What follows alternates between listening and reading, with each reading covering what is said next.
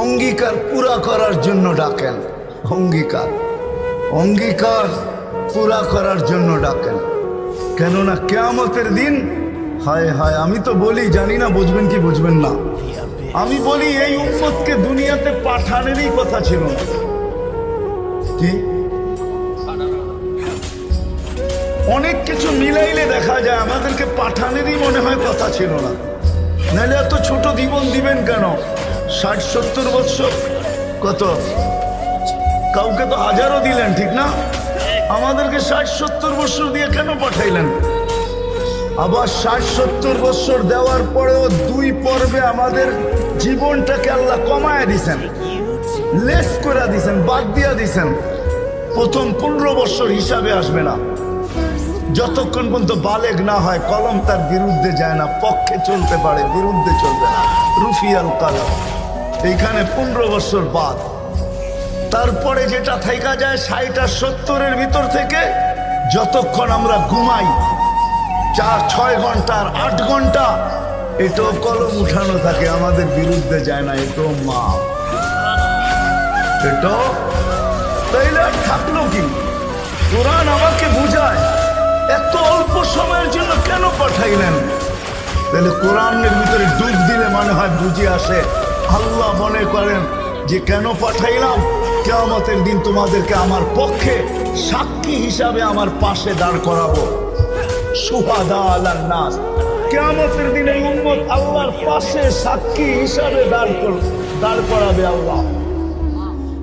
সমস্ত উম্মতের উপরে আমাদেরকে সাক্ষী হিসাবে দাঁড় করাবে আল্লাহর পাশে। ইনশাআল্লাহ এই উম্মত কিয়ামতের মাঠে দাঁড়াবে না, এই উম্মত স্টেজে দাঁড়াবে। স্টেজে আল্লাহর পাশে স্টেজ লাগানো হবে, ওই স্টেজে এই উম্মত দাঁড়াবে। কেননা আসামি আর সাক্ষী এক জায়গায় দাঁড়ায় নাকি? দুইজনের মান একটা, দুইজনের মান ভিন্ন, ঠিক না?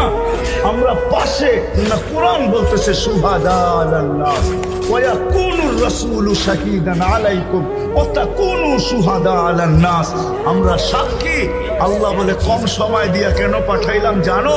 কিয়ামতের দিন কেউ প্রশ্ন করতে পারে যে এরা যে সাক্ষী হিসাবে দাঁড়াইলো, এরা তো দুনিয়াই দেখে নাই, তাই আবার সাক্ষী হবে তো হবে কি করে?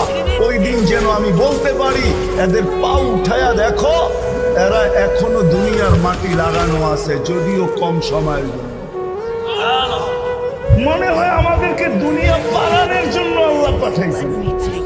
অনেক সময় বলে না, আরে আপনার টাইম নাই, তাতে কি আসে যায়, আমার বাড়িটা পাড়ায় চলে যায়।